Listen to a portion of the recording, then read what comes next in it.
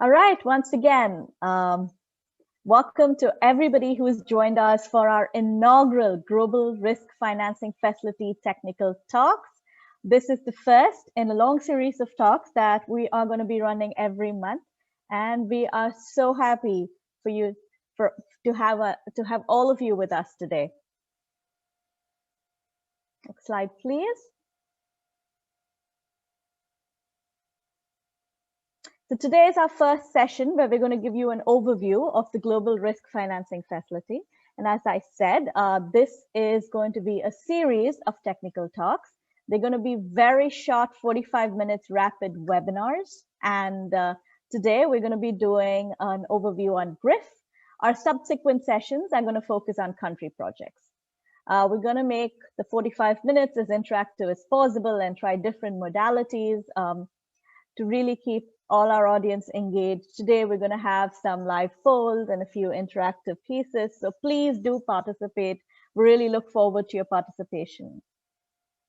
These webinars are not just events in silos. They will be accompanied by knowledge products. And today's webinar will also be accompanied by a fact sheet and a learning brief. We will have a very brief question and answer session, considering this is only a 45-minute rapid webinar. And some of you have already shared questions with your registration, so thank you very much for that. If you do have more questions, please put them in the chat box. We do have facilitators monitoring this, and we will try and get to your questions today. All right. So the structure of the next 45 minutes, we're going to have an introduction and opening remarks. We're going to have a lightning presentation by our colleague Sumati. We're going to have a technical conversation about the Global Risk Financing Facility with our donors who are very happy to have with us today. And then the last part of today is going to focus on the Q&A. Again, please do use the chat. If you have a question for a specific speaker, please do mention that in your question, and we will try and pass the question on to the right speaker. All right, so without much further ado, let's jump right into it. And I hand over to Olivier Mahol, our practice manager from the Crisis and Disaster Risk Financing team. Over to you, Olivier. Thank you, Kavya, and good morning, good afternoon, good evening to you all. I'm really delighted to be with you today to this first session on the GRiF technical talk series. I must admit, on a personal note, that this program is very close to my heart. I've been involved from the very beginning, even in earlier conversations when we were thinking of the next, moving to the next stage on disaster risk finance. Again, I'm very pleased to see the work done by the team over the last 3 years since this facility was launched in 2018. Let me just highlight a couple of key points in 2 minutes that were given to me. First, to highlight the strong momentum around financial preparedness, disaster risk finance, and more broadly on pre-arranged financing. I can mention the G7 disaster risk finance group managed by the UK this year. I could also mention the Insure Resilience Global Partnership, with the high-level consultative group meeting being held next week. And I can mention the Insurance Development Forum Summit that will take place next week with our World Bank President, David Malpass. And as some of you may know, even under the IDA 20 replenishment, the topic of crisis preparedness, financial preparedness is also front and center. So definitely this is the right place to be and a very hot topic to be discussed. Particularly because the disaster risk finance landscape has changed dramatically over the last, I would say, 10 years, where more and more stakeholders from the private sector, for the public sector, as well as from our CSOs, civil society partners, have considered and have appreciated the importance to think in terms of building and increasing resilience, not only financial resilience, but also physical resilience and social resilience. And in this moving landscape, the Global Risk Financing Facility has been playing a major role as an implementing partner, trying to move ideas into actions as much as possible and helping ultimately poor and vulnerable households and people living in a risky area. And let me take this opportunity once again to really thank Germany and the UK for their continued support on this topic. And I'm sure that we'll hear more from their own perspectives. But again, their general support has been extremely helpful, again, to move us to the next phase of increasing financial preparedness.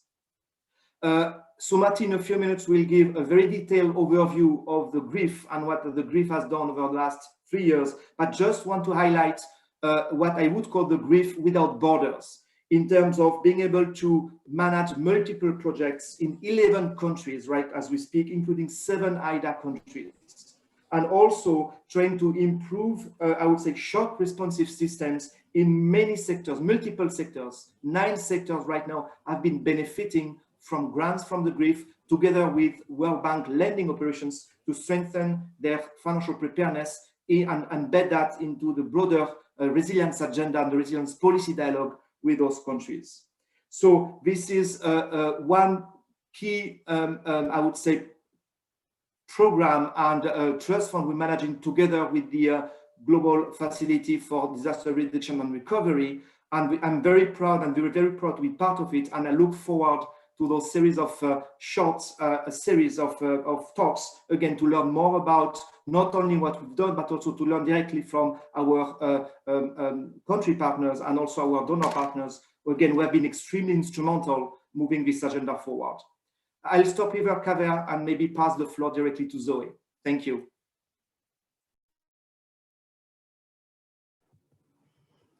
Thank you so much, Olivier and Kavya. Hello, everyone. My name is Zoe Trohanis, and I'm a lead disaster risk management specialist at the Global Facility for Disaster Reduction and Recovery, GFDRR, which, as Olivier mentioned, co-manages the GRiF here at the World Bank.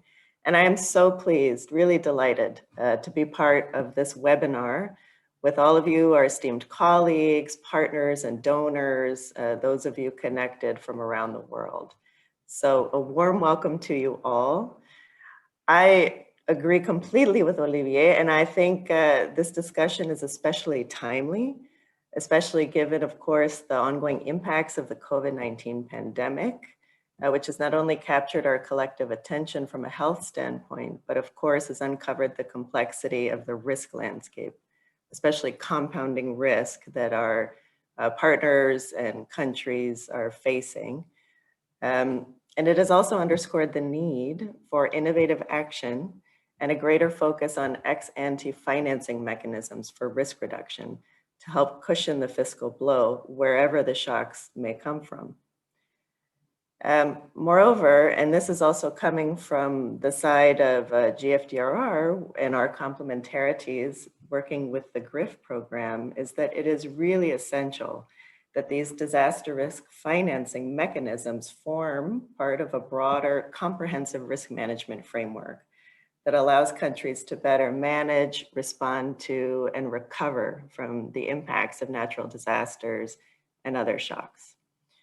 So by combining technical assistance, cutting edge analytics, and premium financing, the Global Risk Financing Facility is a key vehicle through which we're providing support to governments to do just this. So in a moment, as we've heard from Kavya and Olivier, you will hear more about the facility and some of the early lessons and challenges from implementing this innovative program, especially in this ongoing context of COVID-19. And we hope that you do find this discussion useful in your own work. And it's great to hear, especially from all of the lessons coming out of the different countries. As Olivier mentioned, IDA, we also have FCV countries where the GRiF program is working. So I won't take up more time, so we have more time for the discussion. I'll stop here, but I look forward to a very fruitful and productive dialogue. And thank you again very much for joining. Thank you, Zoe. And can we have the next slide, please? All right. So we have about 95 people who've joined us today. So thank you so much for joining us. And we'd really like to know where you're joining us from today. So where are you currently based? And if you could please scan the QR code on your phone or go to menti.com and enter the code 98185513. Sonal has also put in the code on the chat window, but I will repeat this. 5513. And in just a minute, we will be pulling up the results so we can all see where everyone's joining us from today. I'm going to do that as well right now.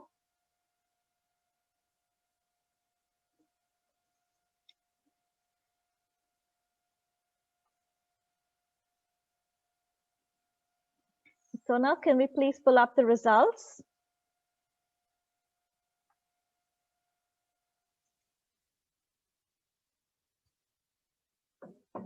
So we have people joining us from London, Washington, D.C., Singapore, Bangladesh, Philippines, Berlin, Tokyo, Nepal, Pakistan, Dubai, Albania, Munich, Vienna.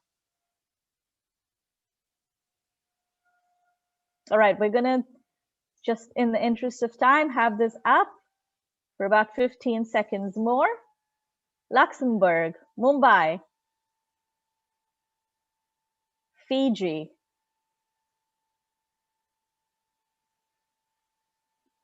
Geneva, fabulous. So once again, I know it's early morning for some of you, late night for some of you. Thanks so much for making the time to spend the 45 minutes with us today. So now, thanks so much. Can we go back to the presentation? We also do have someone who's mentioned Turkey on our chat, Washington, D.C., Nigeria. Thank you, everybody. All right. So going back to our second question for today, what are you hoping to learn about GRiF today? So you can select your answer. We do have 3 options. Please select all that apply.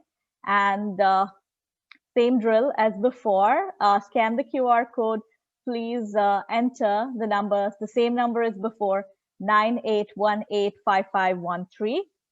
And please do answer this because this will really help inform our speakers going forward for the next 30 minutes or so on how to structure discussion today.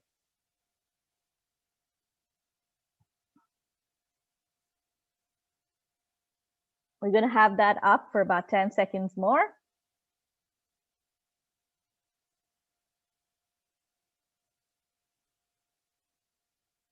Sonal, if we could please pull up the answers. All right. So we've had several responses. A lot of people interested in learning how GRiF works, what has GRiF accomplished, and how to engage with GRiF in my country. But I think the majority of people are interested in how GRiF works. So we do have some very interesting presentations which will cover that going forward. Gonna leave this on for 2 seconds more.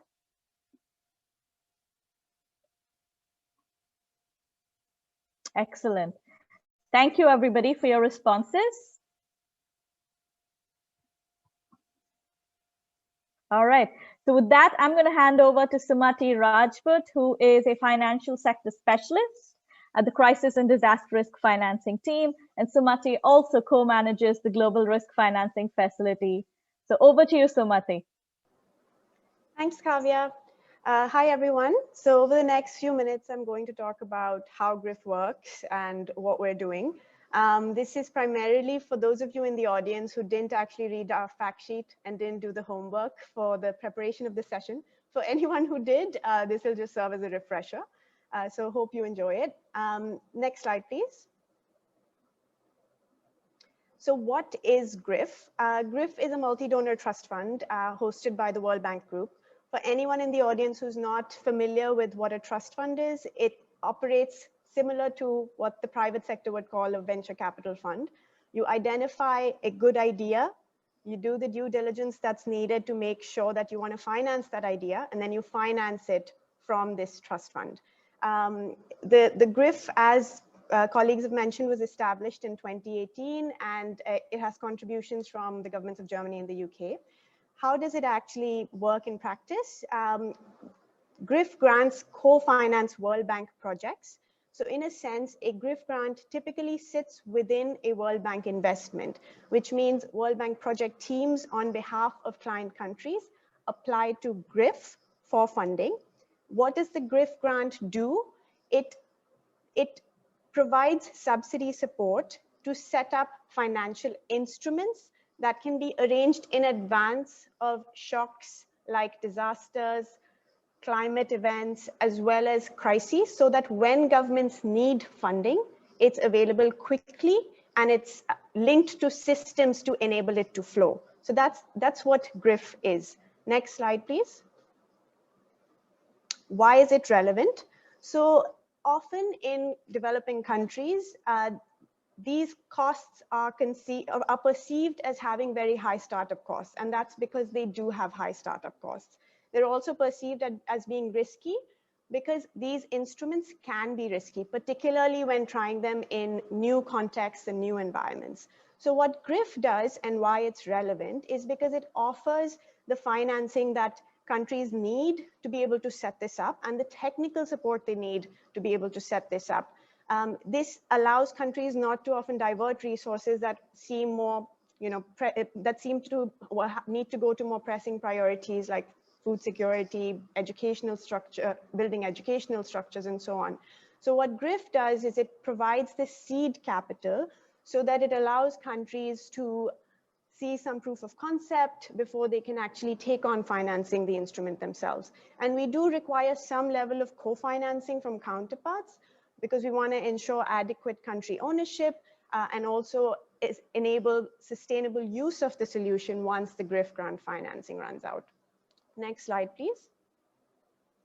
How does it work in terms of programming? Pretty much the way any project that any fund would finance. Step one is really identifying the idea and then having the World Bank project teams work with the client team, work with the client counterparts on the ground to really design the proposal, design the concept of what the financial solution would be. The second step really is submission of this to the GRiF Secretariat, where the donors and the GRiF Secretariat at the World Bank reviews the proposal against an established set of principles and an appraisal criteria. Once there's assessment of that the project is meeting what the GRiF requires, then that proposal is endorsed by the GRiF Secretariat. Following that, it undergoes the processes of the World Bank project. As I mentioned in the beginning, the GRiF grant sits within a World Bank project. So it's subject then to all the due diligence that the World Bank does to make sure that an investment is sound and feasible. And the final step is implementation, where of course the World Bank team offers technical support to client countries to implement the solution, but something that we hope to focus on a lot more as we go on in the project, as we go on in the program, is to actually capture a lot of lessons that are coming out from the different projects. We're still in very early phases of GRiF, but the idea is to be able to capture what's working well, what's not working well, and how do we learn from all the projects that are being implemented on the ground. Next slide, please. So this this says a lot of things. So we currently are engaged actually all across the globe through global grants or country projects. This slide is a snapshot of all our country programs. You'll see we're in 5 out of 6 World Bank regions. There's a diversity in terms of instruments that are being supported. So for example, in Mozambique, the GRiF is co-financing the design and development of a sovereign risk transfer solution. In Sierra Leone, the GRiF is co-financing the design of a shock responsive safety net.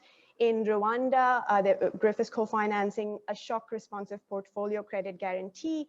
And really, I mean, the objective here is to try to work across different regions, to work across different sectors, to work across different contexts, and see how we can scale up the risk financing agenda, as Olivier said, across borders, not just regionally, but also across sectors.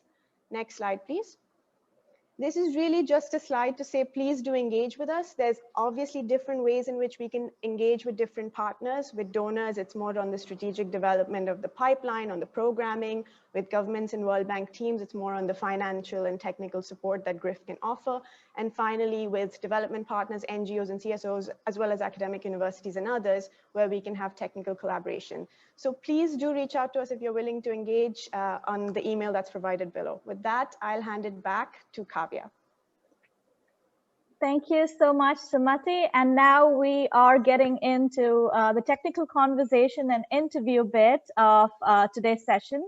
The interview will be conducted by Benedict Signer, who's the program coordinator at the Crisis and Disaster Risk Financing team. And Benedict also co-manages the GRiF with Sumati. We have with us two very, very exciting guests today. We have Martin Kipping, who is the head of the Climate Policy Division at Germany's Federal Ministry of Economic Cooperation and Development, BMZ. He's worked in international development for over 15 years. And we also have with us Nicola Jens, who's joining us from the Development and Commonwealth Office of the United Kingdom. And Nicola Jens is a disaster risk finance advisor. Prior to this role, she served at the UK's Department for International Development, DFID, as a Caribbean representative and climate change advisor for Africa. So over to Benedict, Martin, and Nicola, please. Good morning, everyone. Jumping right into this, just checking we have Martin and Nicola both on screen, fantastic. The interesting part, right, that we want to hear today is the perspective from your side, from the donor side. Why did you approach the World Bank? Now it's been almost 5 years ago since the first conversation, Martin, under the German G7 presidency at the time. And so really want to hear from both of you your thinking on the start of GRiF, the thinking behind this, the current lessons learned from your side, as well as the future vision for this. And so I have questions for both of you, but just as a starting round, could I ask both of you, maybe starting with Martin and BMZ, how does GRiF help you achieve your development objectives? Why is this an important agenda for Germany's international collaboration, and why did this topic emerge initially as a high priority topic in the German international collaboration? And then Nicola, the same question to you, Nikki. Thanks, Benedict and colleagues, first of all, for having me at the first technical talk, although I certainly couldn't pretend being a technical expert in the field. And even to GRiF, I'm quite a newbie, my division having taken over responsibility for the portfolio only, well, less than a year ago, but really pleased and honored to be here today with you. Very, very quickly on your question, why is GRiF important to us? Well, for the German government and our international cooperation, climate change is a top priority. Just as an illustration, we are currently running through a comprehensive reform process at BMZ, and climate change is the first strategy actually that'll be finalized in our new system, right? And it's both mitigation and adaptation and resilience vis-a-vis climate change. Well, I think I don't have to be long on the reasons. I think most of you are probably familiar with Stefan Allegat's numbers in the field when it comes to the expected increase of extreme poverty due to climate change, the expected migration we'll see due to climate change, and many other effects we are already seeing due to the changing climate. So it's about basically safeguarding development gains of the past and well, securing the development prospects of the future, in particular in view of the most vulnerable and poor countries and communities. Also coming from the climate sphere in the climate negotiations, there is, and for very good and understandable reasons, increasing pressure to do more, to be more proactive, and to have more comprehensive solutions on adaptation and resilience.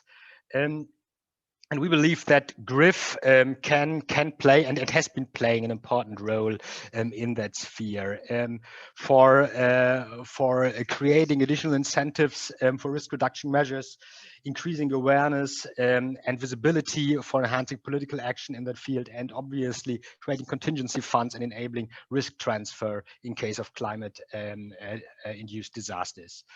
Against that backdrop, Olivier mentioned that in the beginning already, the government has been initiated the Insure Resilience Initiative at the G7 summit in Elmo in 2015. This has since then substantially expanded. The Insure Resilience Global Partnership was launched at COP23 in Bonn. The UK has thankfully also taken up that topic upfront this year at the G7. So for us, the yardstick is the Vision 2025, so the framework, the objectives of the Insure Resilience Global Partnership, where GRiF can and is delivering substantially to. And just last word, I'm not sure if all of you are aware, actually it's the World Bank's president, David Malpass, who presented the Vision 2025 at the UN Climate Action Summit in 2019. With that, Thank you, Martin. Nikki, same question to you from the FCDO perspective. Yeah, with pleasure. Thanks, Benedict. So as ever, we're very aligned with the German government on this. For us, disaster risk finance is a completely fundamental part of our climate change resilience package and our offer to developing countries. We know that GRiF allows responses that are faster, more efficient, overall cheaper, and that they actually help build country ownership and management of their risk and of the response. So helping countries avoid a situation where they're kind of recipients of ad hoc aid after a disaster, but actually planning in advance. They've got a reliable system they know they can trust. And as part of that, we've been probably, at least since, I'm fascinated, it's 5 years and I got it, time flies. But we've been obviously working with you and with other development partners, including the regional risk pools around the world in the Caribbean and Africa, Southeast Asia and the Pacific, thinking about how we can develop the supply of these kind of disaster risk finance instruments. So that could be insurance, for example, through a risk pool for drought or for a sudden onset disaster like a hurricane in the Caribbean. But really importantly, completely fundamental to us is how we think about building in shock responsiveness to big development programs, to big international financial institution funded, country-owned development programs. So they have mechanisms that can scale automatically if there's a disaster, in advance of a disaster, hopefully. But people know they're covered. We're not kind of scrabbling around after a disaster to respond. And so as part of that, I think your question was, why do we come to the World Bank to ask to work with you on GRiF? So I think, we were very attracted, obviously, by the bank's reach and the fact that you have these incredibly strong partnerships with countries. Our ability to embed disaster risk finance and shock responsiveness through grants alongside World Bank programs is extremely important.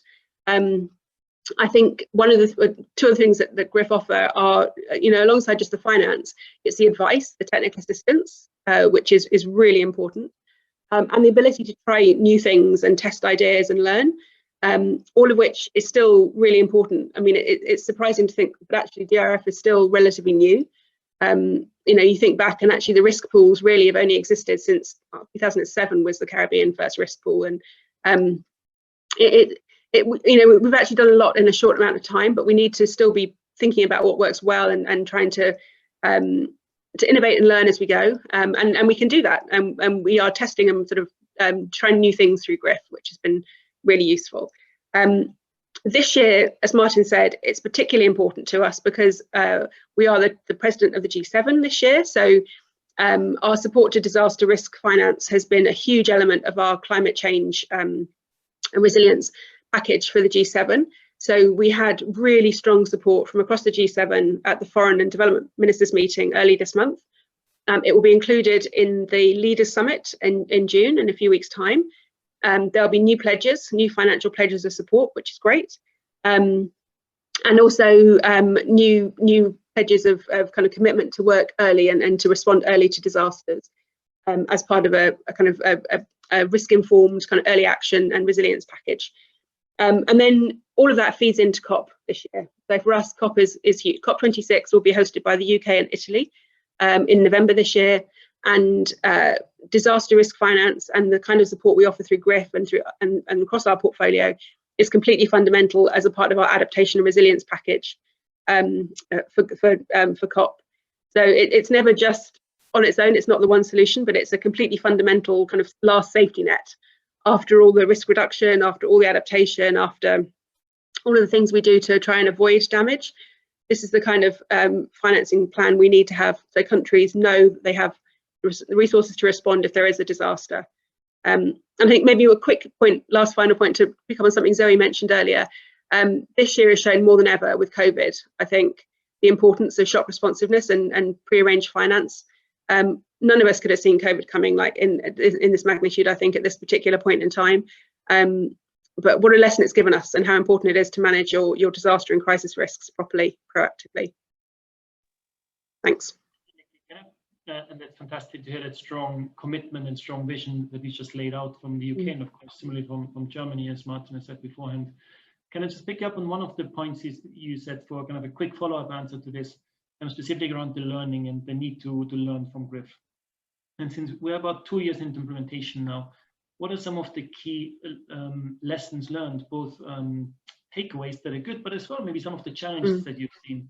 Maybe just a quick answer to that, really the lessons you've taken away from it so far. Yeah, so I think, so 2 years in sounds like a long time, but actually it really isn't in a project like this. So I think it's still early days, to be perfectly fair, but equally I think one of the biggest lessons so far has been the demand, which I think is fantastic, and the types of programming we can develop. So the kind of the programs that we can build in shock responsiveness to, and across a range of sectors, which I think is really interesting. And I think as we sort of move forward, thinking about showing disaster risk finance and GRiF not just as being humanitarian, but actually showing it as something that can be a financial sector instrument. It could be an infrastructure protection type initiative. There's lots of types of things we could do through GRiF that help countries build their resilience. So I think that's been really interesting as a sort of a test. And I think one of the big lessons, I think, was something that, again, we didn't necessarily anticipate, but it was around COVID, around the speed of the COVID sort of pivot of GRiF and our ability to think about risk financing solutions that help countries manage both natural disaster type risks and COVID as a sort of compound risk and a kind of potentially, unfortunately, sort of coincidental kind of impact. So that's, I think, been really, really important. I think maybe a final point would be that financing, it's not a quick fix. And so all of our programs are kind of long term. They've kind of got a good 5-year or so horizon. And I think that's really important that, you can't set up GRiF for a year. That's really not going to work. This is hopefully a substantive shift to a new way of working, a new way of managing risk. So we're really looking for programs that kind of seek to build a system and do that over the long term. So I think that's been a really that's been obvious in the kind of projects we've been receiving in GRiF. And I think as we kind of move into implementation, I hope that partners will kind of take those lessons and then would seek to apply them to wider financing, kind of the rest of their relationship with the IFIs and their development programming generally. Thank you, Nikki. Martin, a similar question, maybe slightly forward-looking, building on this. From your experience in Germany's expectation, I guess, what would you like to see more of and less of in GRiF? So not necessarily institutional side, but more on the work front and what kind of work GRiF is financing that you would like to see as a focus area. We'll get to the institution side maybe after this. Thanks. Let me start with the more. This is always easier than the less question. Our sense is that while the GRiF is progressing nicely and has delivered great results and is progressing, we still lack a proper view of, is it really the areas which are most catalytic? Are we focusing on the needs that are most acute through the GRiF? So our sense is, our feeling is that we need a much more systematic approach to global climate risks. Where do we need to go to fill protection gaps? Where shouldn't we probably go in order to avoid duplication? And finally, deliver support commensurate with relative needs. So a more comprehensive, a more systematic targeting of what we are doing. Second, the GRiF, due to its nature as an MDTF, has focused very much on, as Martin nicely explained earlier, on enhancing World Bank projects, right, in a rather opportunistic approach, which can be a very sound, a very intelligent approach, right, to add these components, integrate these components into big World Bank investments. At the same time, we believe that we would need a much more proactive approach in crowding in and partnering with other actors. Nicola mentioned the regional risk pools. Certainly, we have other multilateral development banks. We have UN agencies, which are very important in that field, and even non-state actors, which are key partners in the area, which we believe we should all work with much more intensively. That brings me to another aspect, the most challenging environment, FCV countries in particular, where the needs might be most acute. I believe that in particular, in these settings, these other partners can add tremendous value for our work. Another point, I think Zoe mentioned that in her introductory works, do even more in terms of offering or enabling that comprehensive package of support, of finance and technical assistance to develop and implement climate risk financing solutions in countries. It's not only an injection of funds into X. Normally, it's working on the regulatory environment, it's TA, it's capitalization, it might be premium subsidies in addition. So really have a comprehensive approach within an overall setting of comprehensive risk management to enable lasting solutions. Scaling up or scaling out, this is a discussion we have had in the past when it comes to the portfolio. Certainly, we see a value in deepening engagement in existing sectors and also going into new spaces. I think social safety nets have been mentioned earlier, is certainly also a very promising field. So that might be some highlights on where we would see, I should say, value in doing more. When it comes to less, I would like to just take up one point from doing more, but turn it around. Try to have less of a World Bank focused perspective, right? We should widen our view, widen our approach, being more systematic beyond the bank. And that would be my take on this one. Over. Thank you, Martin. I think it's very interesting, hugely aligned with the GRiF vision, what you described in terms of it. Nikki set out how GRiF is in many ways about experimenting and learning, and what you kind of put out there, what you're really looking for is to say, how can we take the learning and make this a systematic part of the way we do development, we collectively, and make this risk financing, risk thinking, financial preparedness embedded in everything to actually be very systematic and structured across everything. So we have 5 minutes left here. So, and I have one question for both of you left. So I actually have quite a bit of time to take it, but still, it's a big question. So let's keep it focused on this, I guess.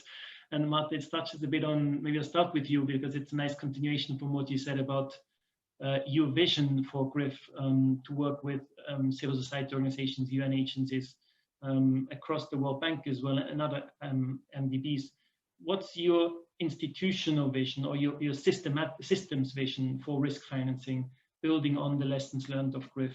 And maybe not necessarily for GRiF itself, but where to go from here in terms of a big picture view of risk financing. What is the kind of shift that you are hoping to see and hoping to help generate, I guess, as a donor and as a partner and as a political leader over the next couple of years? Thanks, Benedict. You were asking me to continue, right? I didn't understand properly. Thanks. Yeah, well, I can actually continue where I stopped, right? So our observation is that despite the focused work on climate and disaster risk finance has only started recently. Nicola mentioned the GRiF, which indeed isn't so old yet, but there is quite an elaborate support landscape evolving, right? And it's getting increasingly fragmented. So our sense is that there would be huge merit in having a more global structure, global mechanism, being able to work systematically at a global scale in order to fill gaps and focus resources where the needs are most acute, working with all these partners we mentioned before. So a more coherent, systematic approach for addressing residual climate risks. The MDTF can only go so far in that respect. So our sense is that we'll need an institutional innovation to enable GRiF to fulfill that role. So we believe the GRiF can indeed play a key role here, but it needs to evolve in order to be able to actually do that. Not only in terms of what can it deliver, but also in terms of what can it mobilize, and mobilize in terms of other donors. There are only 2 for the time being, but maybe mobilizing also being ambitious, innovative finance, philanthropies, carbon pricing resources. There might be opportunities we should try out. And so that we believe would also be much more commensurate with the GRiF's name. It's a global risk financing facility. We believe it can and should be much more global than it has been up to now. Over. Thank you, Martin. And Nikki, I'm going to pass it straight to you with the same question with FCDOs, or the UK's vision in this space for international risk financing architecture. Hi, thanks. So I would absolutely support that point on coherence and the kind of the big picture. I think we're already seeing quite a proliferation of different types of work in different areas and with different amounts of financing or support. Or, I think there's a really important case for developing best practice and sharing it. So we really have a good idea of what works and that we can promote that. I completely agree with Martin's point on bringing in other donors. And I would actually add one to his list as well. I think the Green Climate Fund is, for me, disaster risk finance is around helping developing countries deal with climate risk.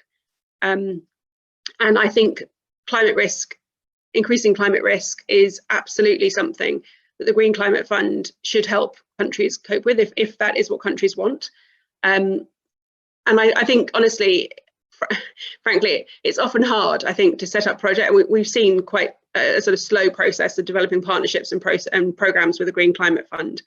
But I really think that centralized funds like GRiF, which could guarantee quality and guarantee value for money, if we can make that case, then I think there's a very strong case for extra help coming in for countries, and to help them to build a sort of a portfolio. So I'm sure people listening in will be familiar with the idea of kind of layered risk finance.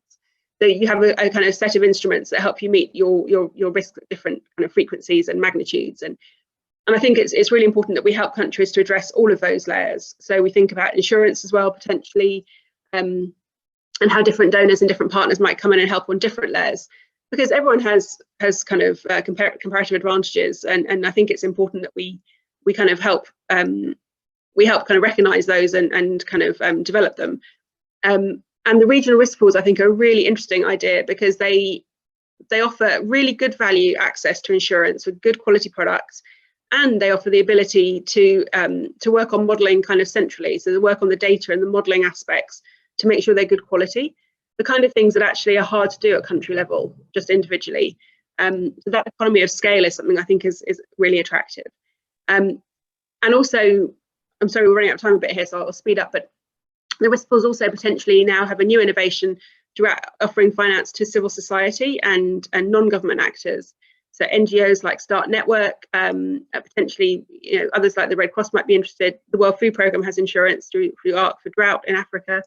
I think those kind of new type of innovative products are really good and really, really important. And I think that also kind of speaks to the coherence that's us using our instruments better and sort of smarter to kind of get the most value out of them and actually get economies of scale from the finance we have there, and from the really clever people we have running them, because this is still quite a small area, and it makes sense to kind of to get the maximum kind of mileage from everything by working coherently together, I think, as much as possible.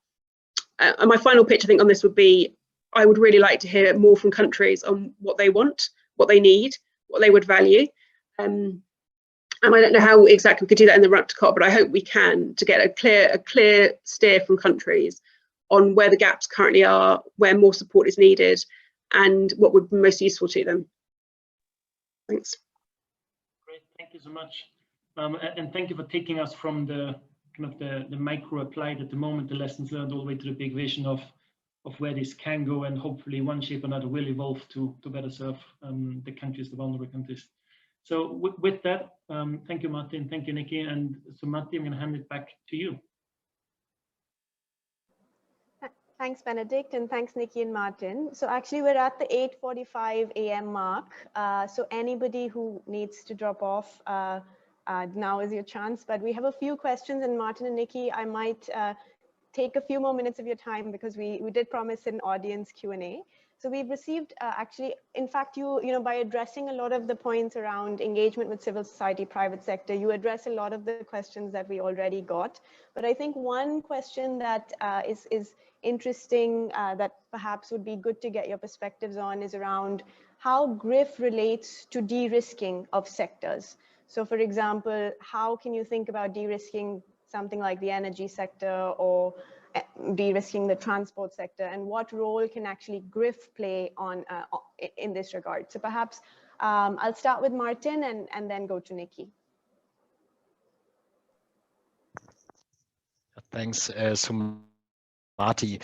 De-risking, from my understanding, is quite a broad concept, right? So my sense is to start with that de-risking in general certainly is not the core business of the GRiF, right?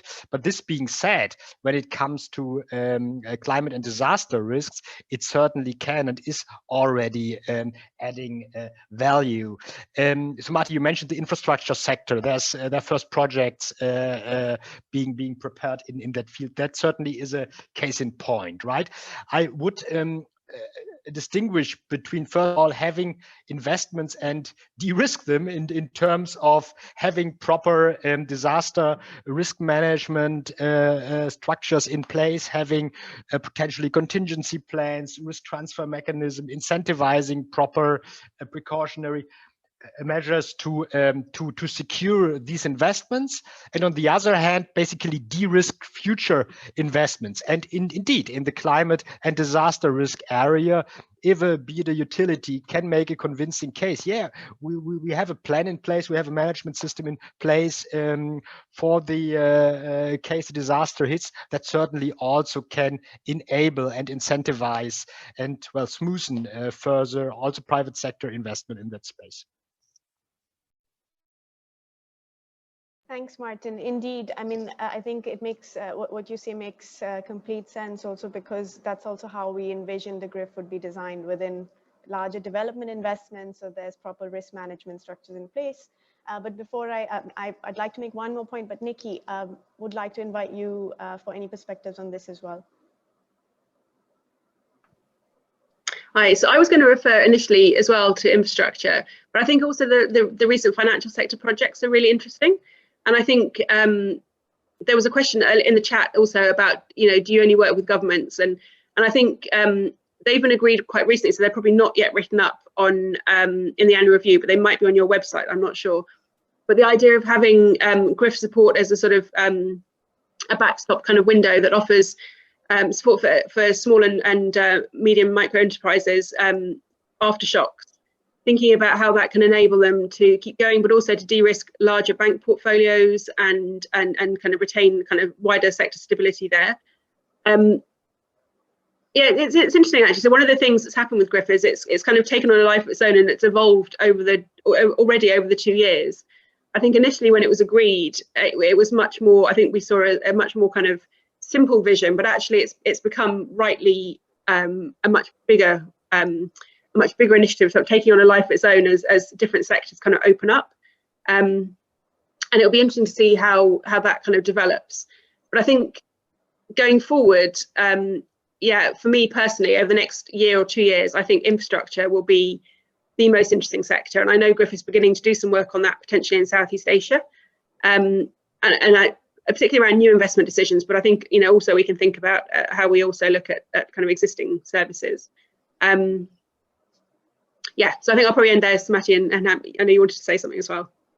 Absolutely. No, I mean, I think you made the point around the private sector engagement through shock responsive guarantees, for example. I think that's one very interesting new approach or a business line almost, I would think, for this work. Also what Martin said about working across sectors. I mean, for a long time, we've been addressing the residual risk at the macro level, and now we're starting to address the residual financial risk at the sector specific level when it comes to the infrastructure project. So I think there's a lot of innovation, a lot of learning that's coming out from there. Another question that we got in the chat, I'm going to run into the next one to save time, is you know, that countries often have risk financing models in place with, you know, different partners trying to finance different projects, yet there can be low government engagement because how can we increase government appetite? How can GRiF play a role there in terms of coordination and all of that? So perhaps, again, to a minute for Martin, a minute for Nikki. Well, big question, I believe, too big for a minute. But I would say that starting with a proper climate risk analysis, that can be an important, and probably should be an important first step, because this also indicates the price tag of not having an appropriate climate and disaster risk management in place, right? If we go a step further and the government decides that they indeed want to tackle the issue, then having the requirement, which normally is the case, of having a proper contingency plan in place before they're able to access, for instance, a regional risk pool, that can also help raising political awareness and well, incentivize further action in that sense.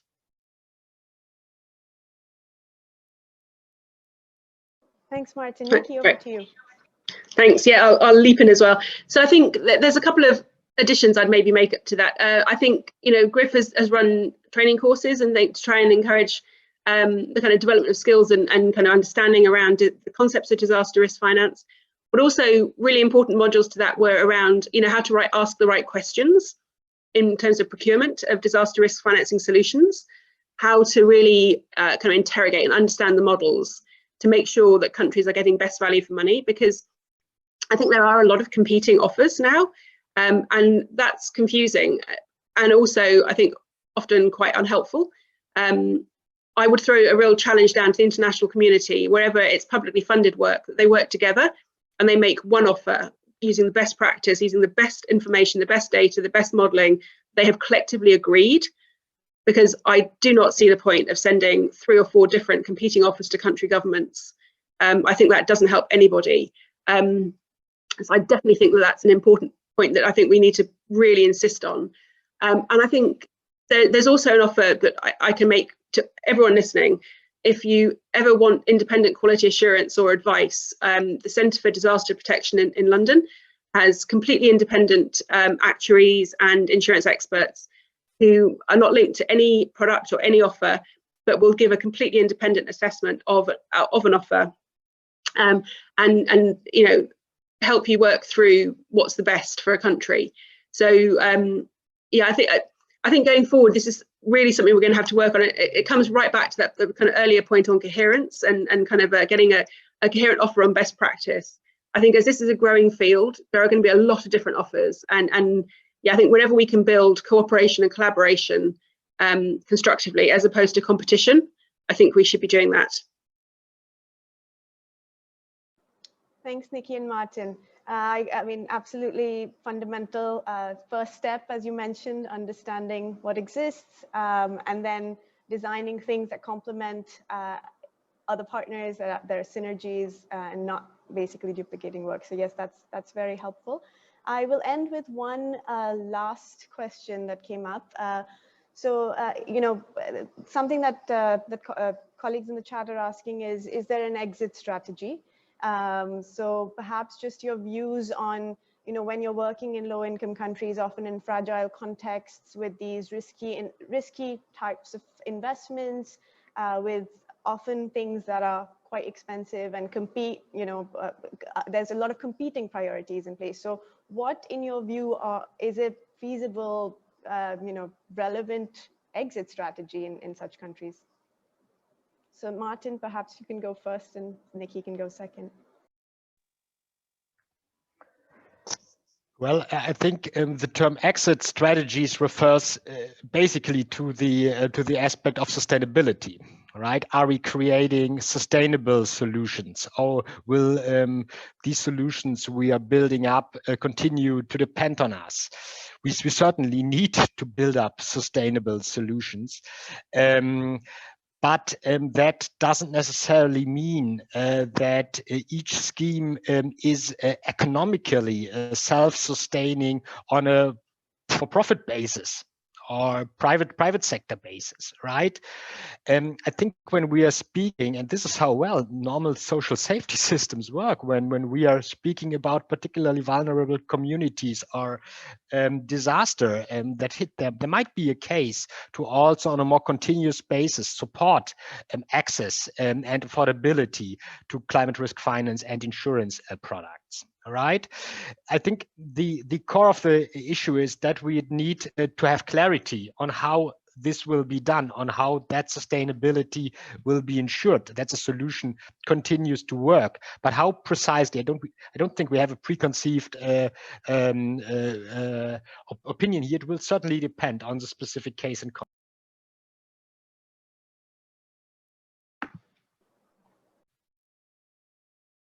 Yeah, shall I just go straight in, Samati? So I think, yeah, I completely agree. And I think, often when we talk about exit strategies, we're thinking about, we're setting up a program, helping to meet those initial costs, which are kind of expensive startup costs, and hoping that countries will kind of start to take on the costs and the kind of the arrangements into their own kind of recurrent budgets as part of a kind of macroeconomic approach to managing climate risk. But equally, and I think this is a completely fundamental point, that climate risk for many countries is actually accelerating faster than the mitigation and adaptation efforts can cope currently. And there is a strong case for continued international climate finance support for these type of arrangements. So we recognise that we're also in this for the long haul. And that's one of the reasons I mentioned the Green Climate Fund earlier. I definitely think that going forward, we want this to be part of a government's approach to climate resilience. But we're not saying you have to fund this yourself. So we are definitely, we help to subsidise and set up the risk pools. We help to subsidise and fund the premiums and the development costs through GRiF, for example.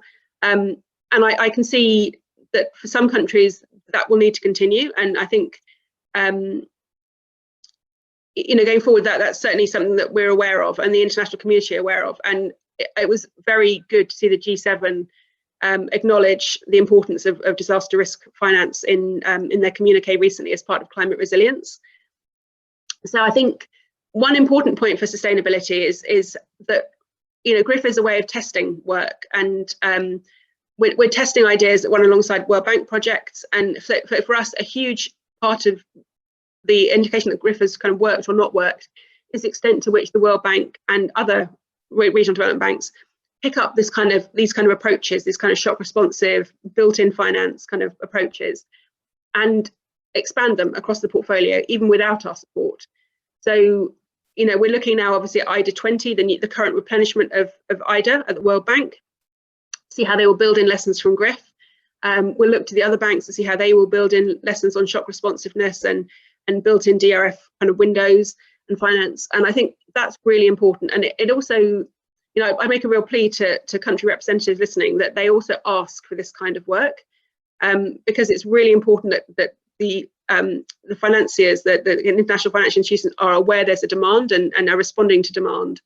So if you see it working, if you're interested, please ask. And I definitely see this as a completely legitimate call on the concessional funds at the banks and donor support in the future. And hopefully, over time, we'll get to a point where it is a sort of a regular relationship that countries are insured, and it's just a completely standard thing. In January every year, you renew your insurance, and you're covered. I hope that's the situation we'll be in, because I think it's literally heartbreaking to see disasters happen, and we check, and a country didn't renew its insurance and they weren't covered, or it was nearly up and running but wasn't quite, and they've missed $20 million.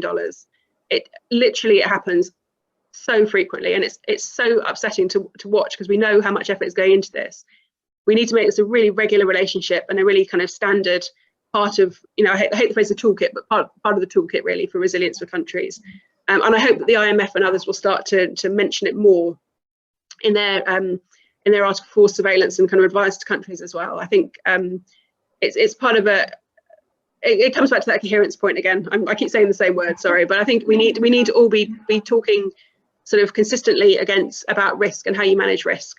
Yeah, no, I couldn't have said anything better. I mean, it's all about building the right systems, starting something and demonstrating proof of concept before we can even think about things like sustainable exit strategies, I think. So both of you kind of hit the nail on the head. So thank you very much for this very interesting session. And thank you also to you and all the colleagues who've stayed on the call.